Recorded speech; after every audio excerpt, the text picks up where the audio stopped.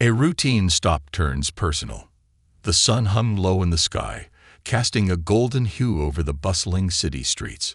Special Agent Kendra Mills, head of internal affairs, leaned back in her office chair, her gaze fixed on the endless sea of corruption files sprawled across her desk. It was another day in her relentless pursuit of justice. For years, Kendra had fought tirelessly to expose systemic issues in law enforcement, battling not just against corrupt officers, but an entire system designed to protect them. Each case chipped away at her resolve, but her determination remained unshaken. Her phone buzzed, interrupting her thoughts. A reminder flashed on the screen. Lunch at Vinny's Deli. She glanced at the time. She hadn't eaten since breakfast, and the thought of her favorite Turkey Club sandwich was enough to lure her out of her office. Grabbing her tailored blazer and car keys, she decided a quick break wouldn't hurt. She deserved it. Kendra's sleek black SUV purred as she pulled out of the parking lot. The vehicle was a gift to herself after closing a high-profile case the year before, a rare indulgence in her otherwise modest lifestyle. The SUV's tinted windows and polished exterior often turned heads, though not always for the right reasons. She hadn't driven more than a few blocks when flashing blue and red lights lit up her rearview mirror. The sound of a police siren blaring behind her made her stomach tighten. She frowned. She wasn't speeding, and her plates were up to date. Still, she pulled over, her instincts on high alert. The officer approached her window, his heavy boots crunching on the asphalt. Kendra rolled down her window, her calm demeanor masking her growing unease. The man was tall and broad-shouldered, his face twisted into a sneer that made her skin crawl. His name tag read Officer Richards. "This car's a bit too nice for someone like you," he said, his voice dripping with condescension. Kendra's chest tightened, but she kept her expression neutral. Years of experience had taught her how to deal with men like Richards. This wasn't a routine traffic stop. It was personal. She could see it in his eyes, the way he sized her up, searching for any excuse to escalate the situation. "License and registration," Richards barked, his tone more aggressive than necessary. Kendra reached into her glove compartment, moving slowly and deliberately. She could feel Richards watching her every move, his hand hovering near his holstered weapon. The tension in the air was palpable. "Is there a problem, officer?" she asked, her voice steady. Richards didn't answer immediately. Instead, he scanned her license, his sneer widening as he read her name. Mills, huh? That name sounds familiar. Kendra's mind raced. Did he recognize her? Was this about one of her cases? She couldn't be sure, but one thing was clear. This encounter wasn't going to end with a simple warning. "I'm going to need you to step out of the vehicle," Richards said, his hand resting on his belt. Kendra hesitated. She knew her rights, and there was no legitimate reason for her to exit the car. But refusing could escalate the situation further, and she wasn't willing to risk that. She stepped out slowly, her tailored blazer catching the sunlight as she did. Richards looked her up and down, his sneer replaced by a smug grin. "Thought so," he muttered under his breath. Kendra squared her shoulders, meeting his gaze head-on. "Is there something specific you're looking for, officer?" Richards' grin faltered. He wasn't used to being challenged, especially not by someone like Kendra. "Don't get smart with me," he snapped. "You think your fancy car and your attitude make you untouchable." Kendra felt a surge of anger, but kept it in check. She wasn't going to let him bait her. Instead, she reached into her pocket, not for a weapon, but for her badge. The small piece of metal caught the sunlight as she held it up, its weight a reminder of her authority. "I'm Special Agent Kendra Mills, head of internal affairs," she said, her voice calm but firm. "And I suggest you think very carefully about your next move." Richards froze, his face a storm of emotions. Anger, fear, and something else Kendra couldn't quite place. His authority was slipping through his fingers. And he knew it. "This isn't over," he muttered, stepping back. Kendra watched as he returned to his patrol car, his hands clenched into fists. She could feel the eyes of passers-by on her, their curiosity and unease adding to the weight of the moment. As Richards drove away, his tires screeching against the pavement, Kendra knew this encounter was far from over. She climbed back into her SUV, her hands gripping the steering wheel tightly. Her mind raced with questions. Was this a random encounter, or was Richards targeting her for a reason? And if it was the latter, what did it mean for the cases she was working on? As she drove back to her office, the familiar weight of her work settled over her once again. She had faced challenges before, but something about this felt different. This wasn't just about one bad cop, it was about a system that allowed men like Richards to thrive. And Kendra wasn't about to let it stand. The spark that ignites the fire. The rest of the day was a blur for Kendra Mills. The encounter with Officer Richards replayed in her mind like a bad movie on loop. Every detail, the way he sneered, his hand hovering dangerously near his weapon, the thinly veiled malice in his voice, lingered, filling her with unease. She sat in her office, staring at the files on her desk, but her focus was elsewhere. Her gut told her this was no random traffic stop. Richards wasn't just a bad cop having a bad day. There was something deeper, darker at play. The sound of her office phone jolted her back to the present. Detective Sean Davis was on the line. His voice, usually calm and steady, carried an edge of urgency.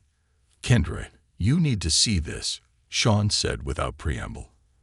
"I've been going through the complaints we flagged last month, and Richard's name keeps popping up. Excessive force, racial profiling, intimidation tactics, you name it. And get this, every single complaint against him has been dismissed without investigation." Kendra frowned. "Who's signing off on the dismissals?" "Sergeant Harris," Sean replied grimly. "He's been shielding Richards for years. But it's not just him. There's a pattern here, a network of officers covering for each other, burying complaints, and intimidating anyone who speaks out." Kendra's jaw tightened. This wasn't the first time she'd encountered corruption in the department, but the scale of it made her stomach churn. If Richards was part of a larger operation, exposing him wouldn't just ruffle feathers, it would shake the entire system to its core. "I'm sending you everything I have," Sean continued. "But be careful, Kendra. If Richards and Harris are involved in something this big, they won't go down without a fight." As soon as the call ended, Kendra's email pinged with a flood of documents from Sean. She began sifting through them, her sharp eyes catching details most would overlook. Patterns emerged, similar language in the dismissed complaints, signatures from the same higher-ups, and alarming connections to cases of harassment and wrongful arrests. One name kept appearing in the reports: Raymond Ellis, a powerful real estate developer with a reputation for shady dealings. Ellis had been quietly buying up properties in underserved neighborhoods at suspiciously low prices.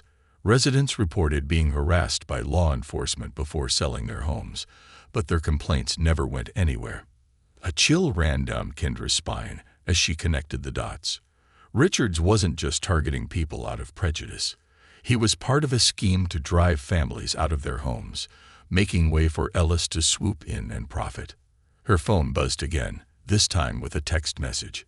It was from an anonymous number. "Stop digging. You don't know who you're dealing with." Kendra stared at the message, her heart pounding.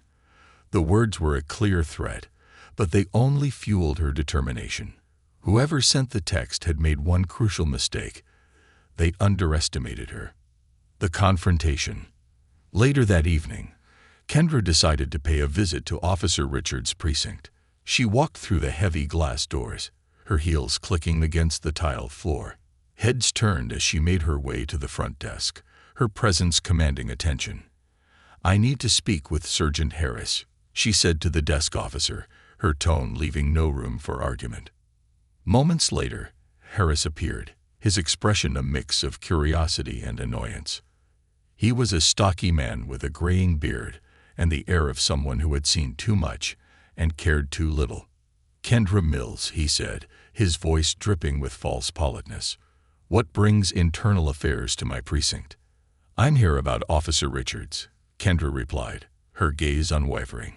Harris's smile didn't reach his eyes. "Richards is a fine officer.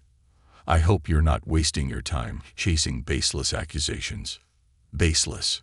Kendra shot back. I've reviewed the complaints against him. Excessive force, racial profiling, intimidation. And that's just the beginning.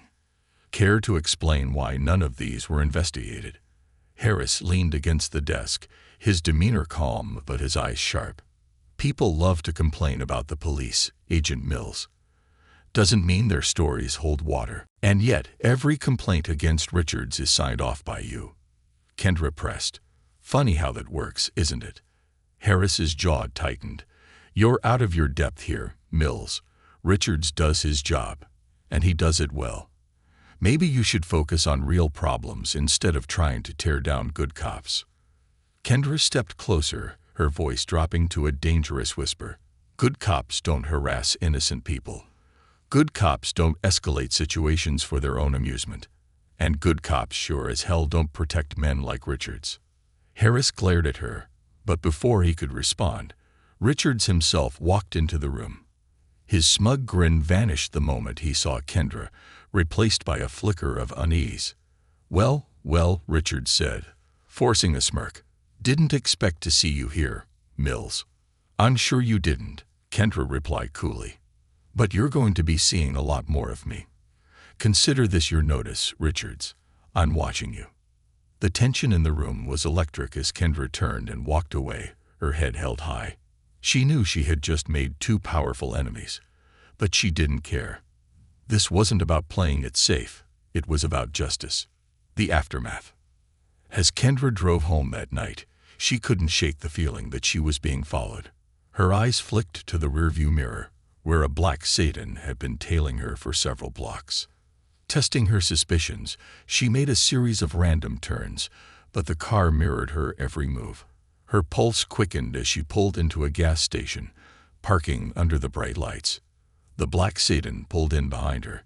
Two men stepped out, their faces shadowed in the dim light. Agent Mills, one of them said, his voice low and menacing. You've been asking a lot of questions. That's a dangerous habit. Kendra's hand hovered near her concealed weapon, but she kept her expression calm. And who are you supposed to be? The man smirked. Consider us concerned citizens, here to offer you some advice. Drop this investigation, or things might get unpleasant. Kendra's eyes narrowed. Let me make something clear. I don't scare easily. If you're trying to intimidate me, you're wasting your time. The man's smirk faded, replaced by a cold glare. Suit yourself, but don't say we didn't warn you. As the men climbed back into their car and drove away, Kendra felt a surge of adrenaline. The threats only confirmed what she already knew. She was on the right track. Climbing back into her SUV, she made a silent promise to herself.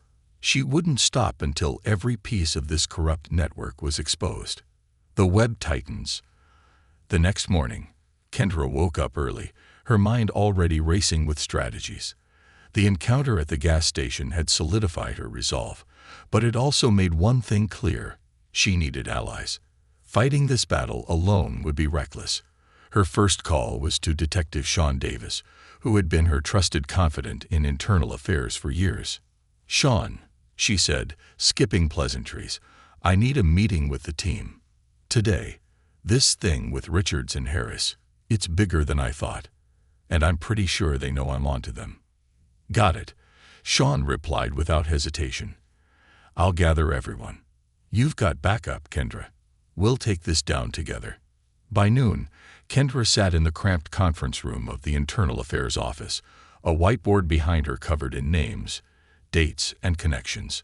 Sean and two other agents, Lisa Chen and Marcus Reed, sat across from her, their faces serious as they took in the evidence she had laid out. Richards is just the tip of the iceberg, Kendra began, pointing to a flowchart linking his name to Sergeant Harris and, ultimately, to Raymond Ellis.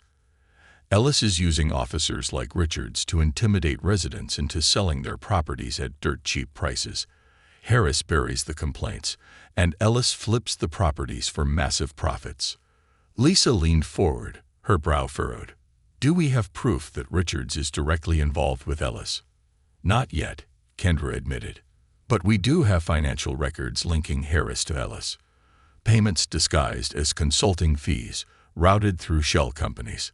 It's only a matter of time before we connect Richards to the operation. Sean nodded. And what about the harassment complaints from the neighborhoods?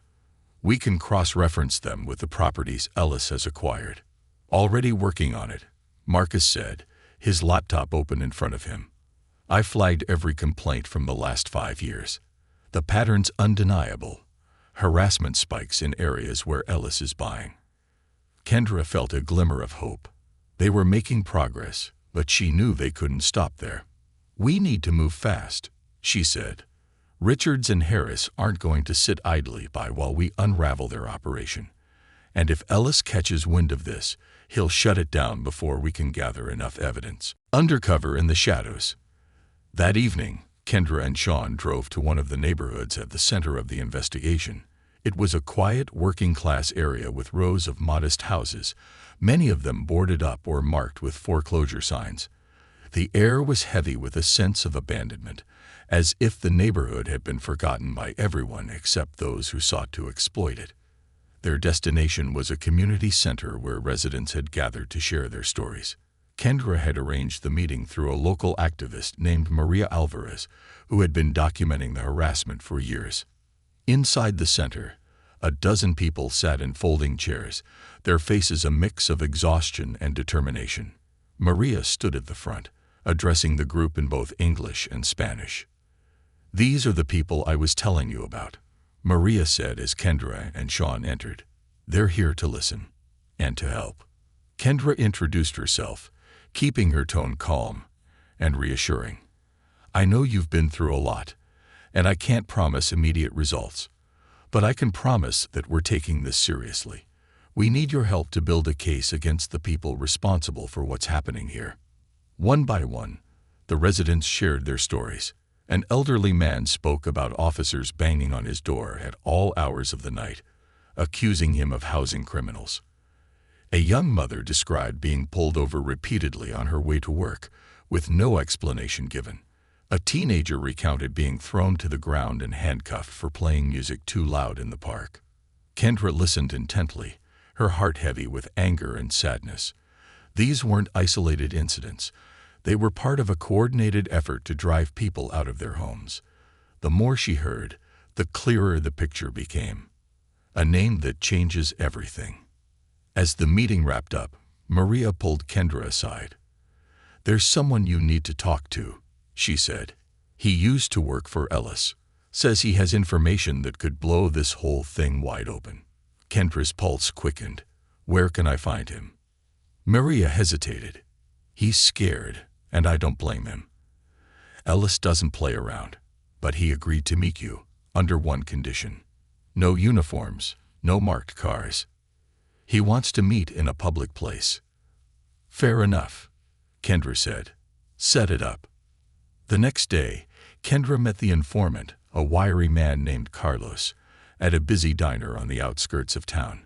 He looked nervous, his eyes darting around the room as he sipped his coffee. "You're the one digging into Ellis?" he asked, his voice barely above a whisper. "That's right," Kendra replied. "What do you have for me?" Carlos hesitated, then leaned closer. "I used to handle some of his properties. Not the big stuff, just maintenance, repairs, things like that. But I saw things, heard things." "Like what?" Kendra pressed. "Like payments to cops," Carlos said. "Ellis didn't trust anyone outside his circle, so he kept records, names, dates, amounts. If you can find his ledger, you'll have everything you need." "Where does he keep it?" Kendra asked, her heart pounding. Carlos shook his head. "I don't know, but if I had to guess, it's in his downtown office. He's paranoid about security, keeps everything locked up tight." The first crack in the armor. Kendra knew breaking into Ellis's office would be risky, but it was a risk she was willing to take. She called Sean and the rest of the team, laying out a plan to conduct a covert raid.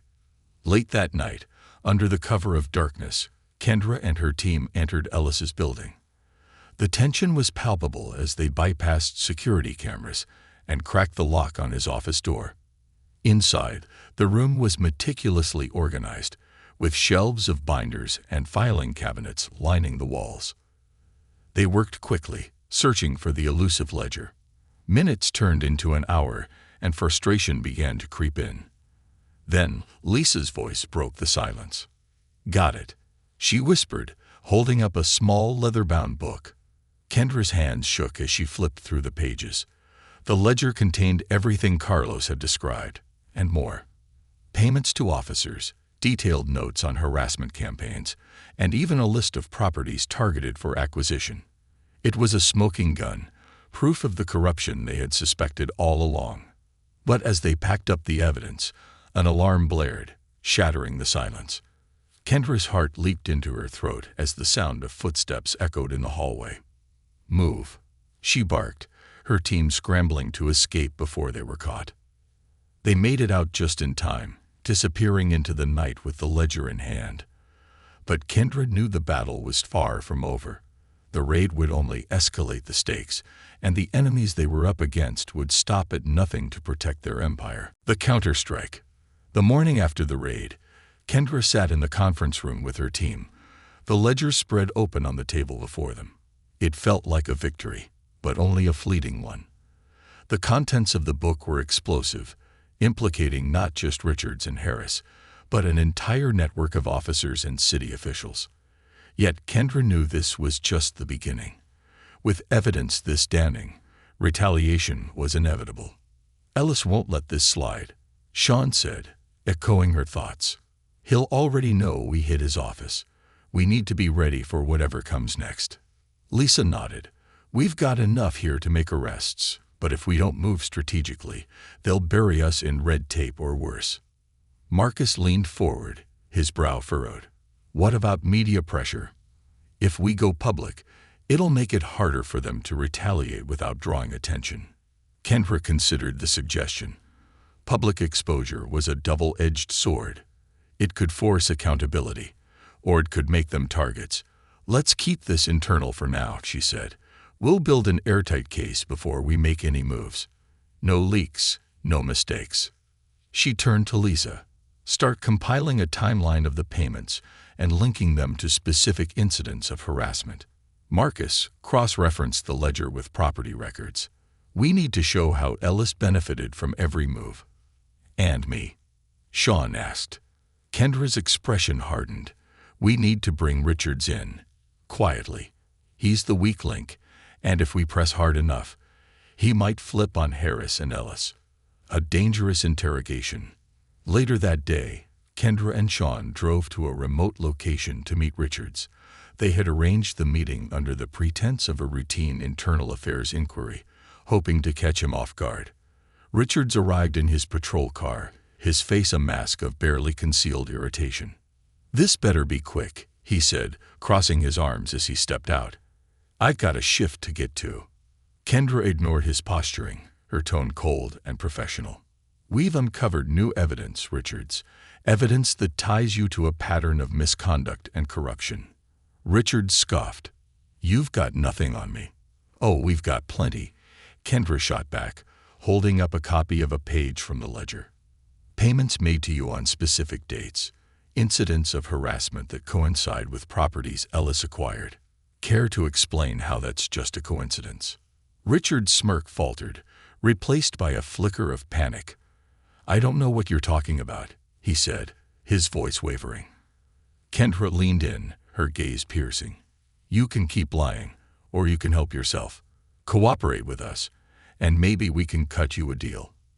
But if you stay loyal to Harris and Ellis, you're going down with them." For a moment, Richard said nothing, his jaw clenched tight. Then he laughed bitterly. "You think you can protect me if I talk? You have no idea who you're dealing with. Ellis doesn't just own cops. He owns judges, lawyers, politicians, people who make problems like you disappear." Kendra's stomach turned, but she didn't let it show. "If you're that scared of Ellis, then you should be scared of what we'll do with the evidence." Kendra's blood ran cold. She immediately called Sean, who answered on the second ring. "They're escalating," she said, her voice low but firm. I just got another threat. Do you want me to send someone over? Sean asked. No, Kendra replied. I'm not letting them intimidate me, but we need to move faster. If we don't, they'll start silencing people. As she hung up, she couldn't shake the feeling of being watched. Her eyes darted to the window, where the faint outline of a car parked across the street sent a chill down her spine. Whoever was behind the threats wasn't just trying to scare her. They were monitoring her every move. The breakthrough. The next morning, Kendra and her team worked tirelessly to piece together their case. Marcus had uncovered additional connections between Ellis and high-ranking officials, while Lisa had linked the harassment incidents to specific properties Ellis now owned.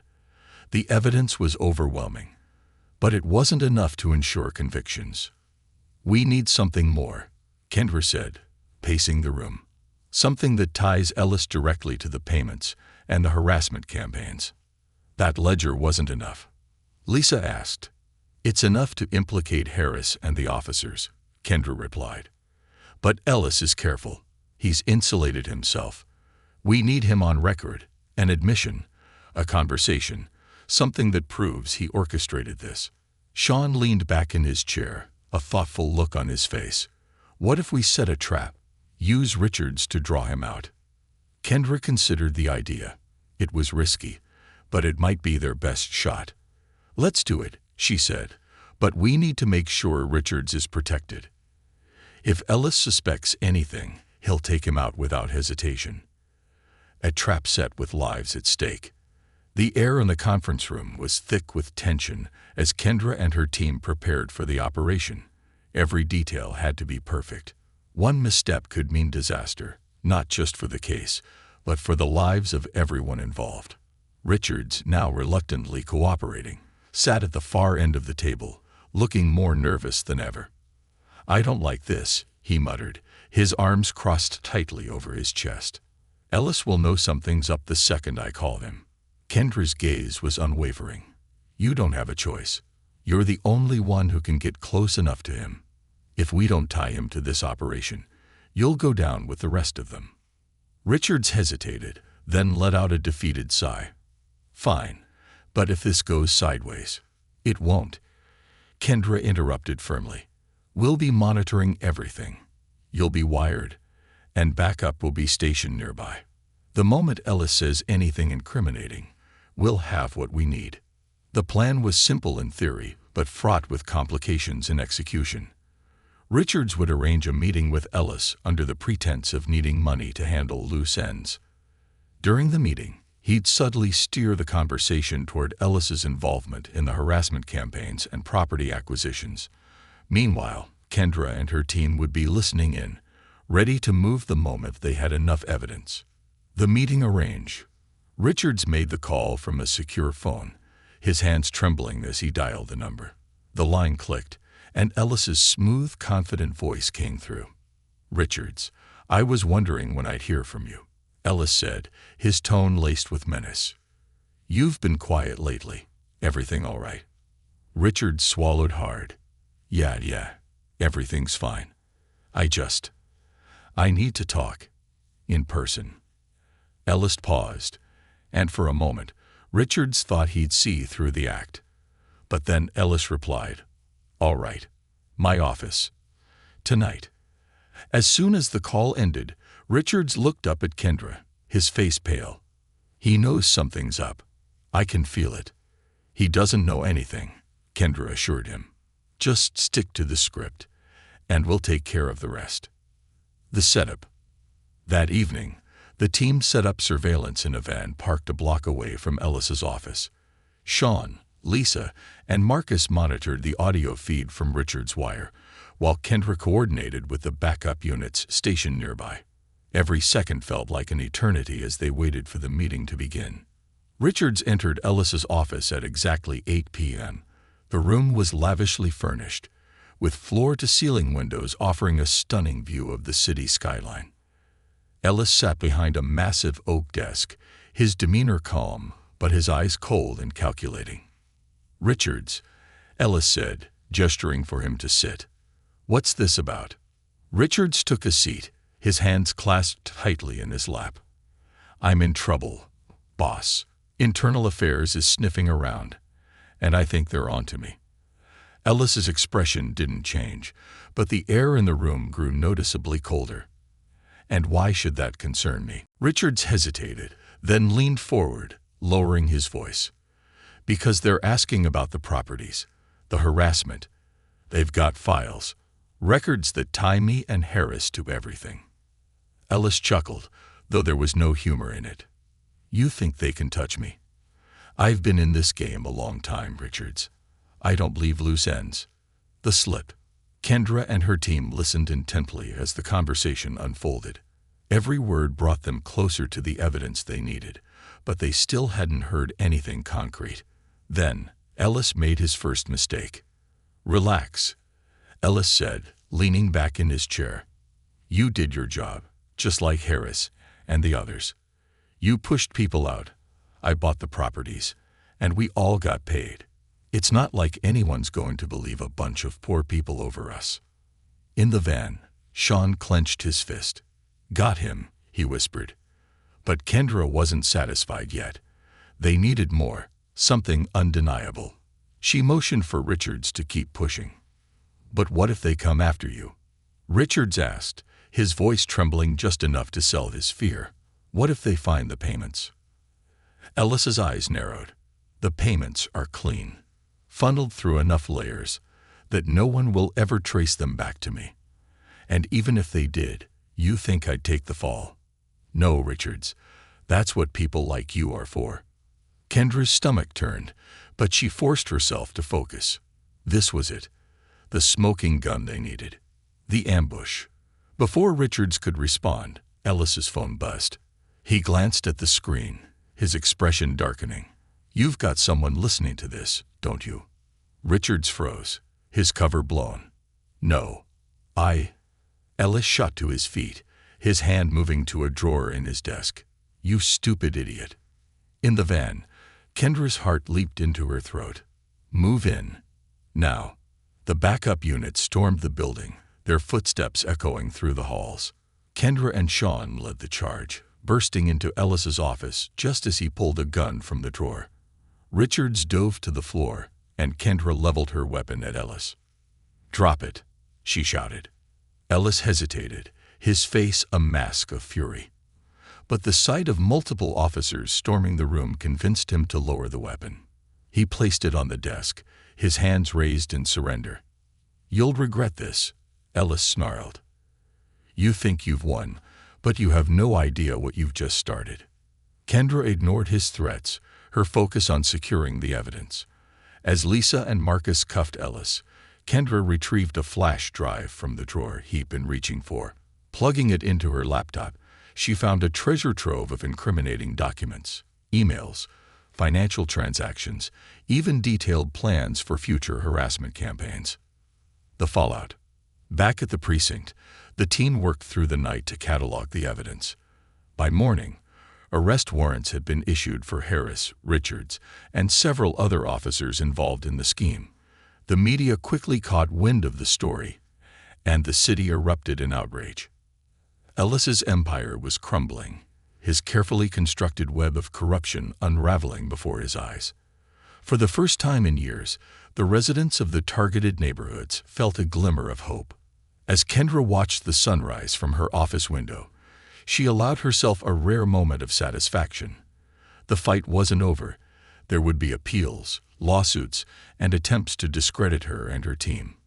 But for now, justice had been served. Her phone buzzed with a text from Sean. We did it. Couldn't have done it without you. Kendra smiled, her resolve stronger than ever. This victory was just the beginning. The reckoning and the aftermath. The city was a cauldron of emotions in the days following the arrests. News of Ellis's sprawling corruption network dominated the headlines, and public outrage grew with every new detail that emerged.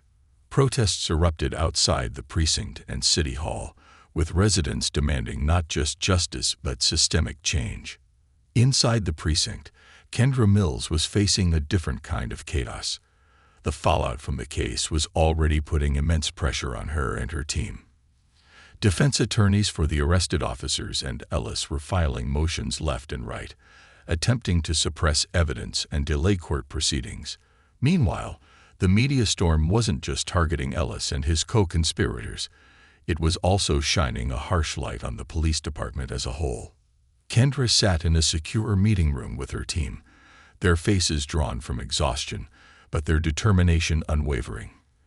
On the table before them were stacks of files, legal documents, and a whiteboard filled with connections, timelines, and strategies. "We knew this was coming," Kendra said, her voice steady despite the tension in the room.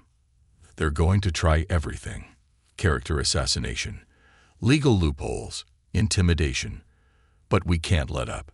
We've got the evidence, and now we've got to make it stick." Sean nodded, his expression grim. "Harris is already trying to cut a deal. He's willing to throw Ellis under the bus if it means a lighter sentence."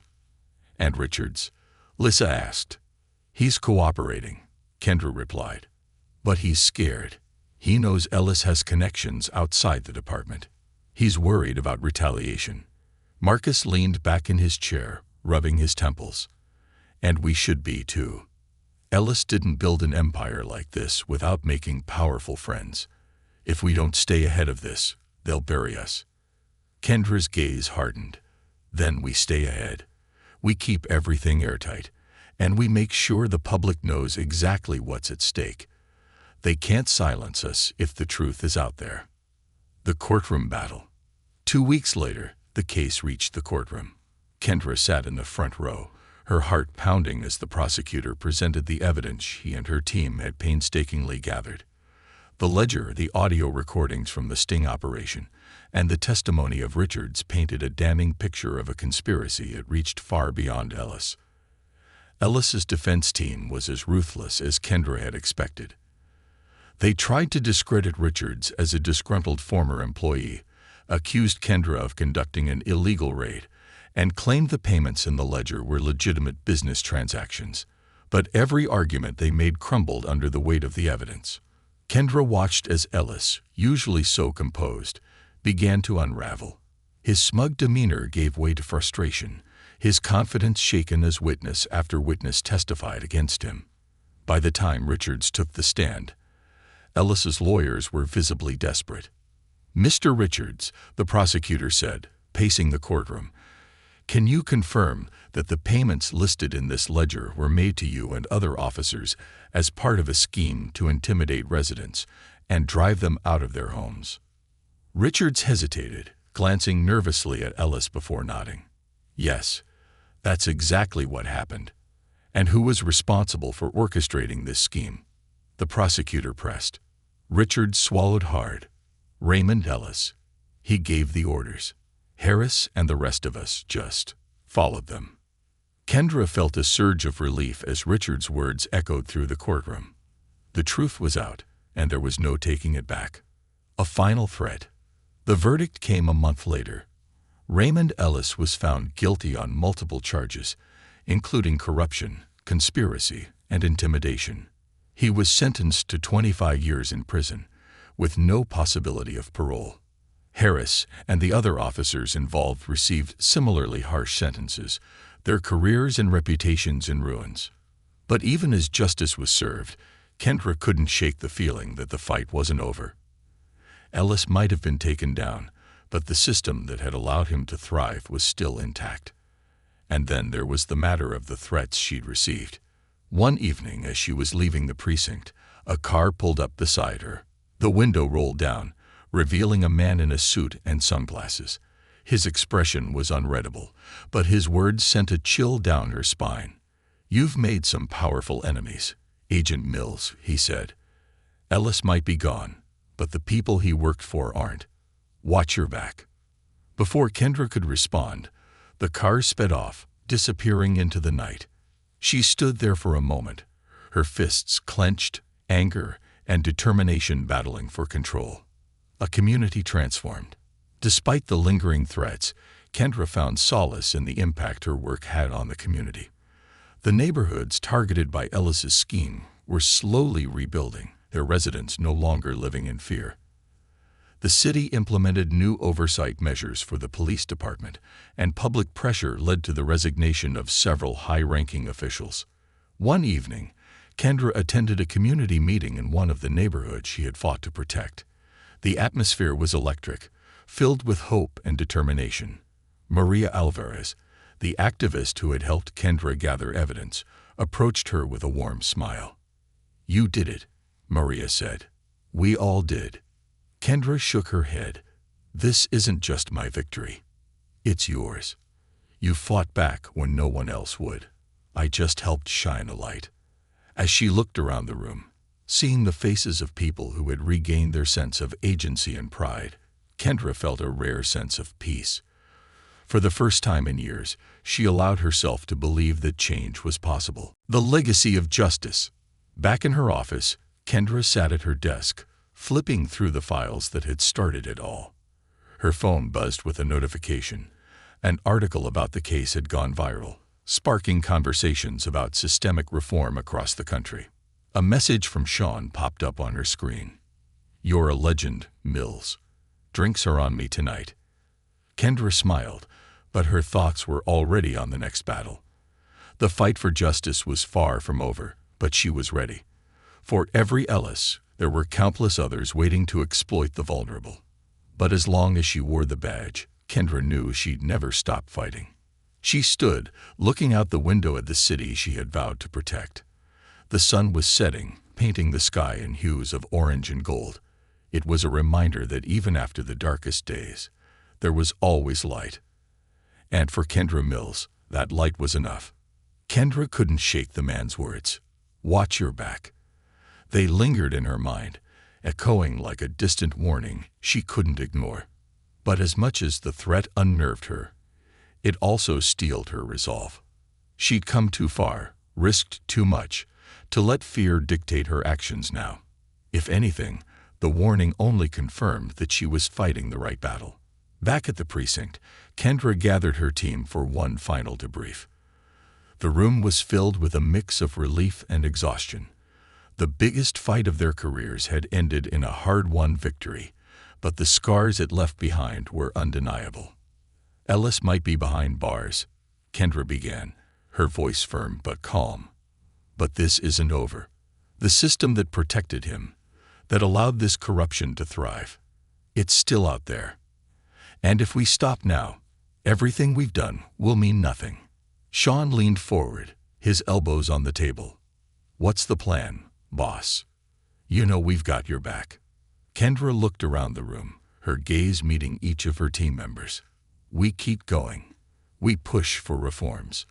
We make sure this department is held accountable, not just for Ellis, but for every injustice that's been swept under the rug." Lisa nodded, her face set with determination. "And what about the threats? We all know they're not going to stop." "I'm not naive," Kendra replied. "We'll take precautions, but we don't let them intimidate us. They want us to be afraid, because they know we're a threat to their power." Marcus smiled faintly. They picked the wrong person to mess with. Then, a community's gratitude. A week later, Kendra attended a town hall meeting in one of the neighborhoods Ellis had targeted. It was standing room only, the energy in the room electric. Residents who had once been silenced by fear now spoke with conviction, sharing their stories and demanding change. Maria Alvarez, the community activist, stood at the podium, addressing the crowd. "This victory didn't come easy," she said, her voice carrying over the murmurs of the audience. "It took courage, persistence, and people willing to risk everything for justice. And no one embodies that more than Agent Kendra Mills." The room erupted into applause as Maria motioned for Kendra to join her on the stage. Kendra hesitated, unused to the spotlight, but the crowd's cheers pushed her forward. She stepped up to the podium, her heart pounding. "I don't do this work for recognition," Kendra began, her voice steady despite the emotion welling up inside her. "I do it because I believe in justice. I believe in a system that protects the vulnerable, not the powerful. And I believe in the power of communities like this one to demand better." She paused, letting her words sink in. "This fight isn't over. But if there's one thing I've learned, it's that real change doesn't come from the top. It comes from people like you, from voices that refuse to be silenced." The applause was deafening, and for the first time in years, Kendra felt a deep sense of hope. The fight for justice wasn't hers alone anymore. It was a shared mission, a collective determination to build a better future. The end of the beginning. Later that night, Kendra sat in her apartment, her desk covered in new case files. The city had a long way to go, but the cracks in the system were growing wider. Every new report, every new complaint, was a reminder of the work that still needed to be done. Her phone buzzed with a message from Sean. "You're a force of nature, Mills. Don't ever change." She smiled, typing back a quick reply. "Same to you. Now get some sleep. We've got work to do tomorrow." As she leaned back in her chair, a rare moment of calm washed over her. The threats hadn't stopped, and the challenges ahead were daunting. But for Kendra, the battle was worth it. Every small victory, every life made better, was a step toward the justice she had dedicated her life to pursuing. Looking out her window at the city lights, Kendra made a silent promise to herself. She would keep fighting, no matter the cost.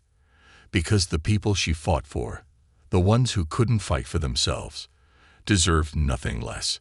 And as the clock ticked past midnight, signaling the start of a new day, Kendra Mills was ready for whatever came next.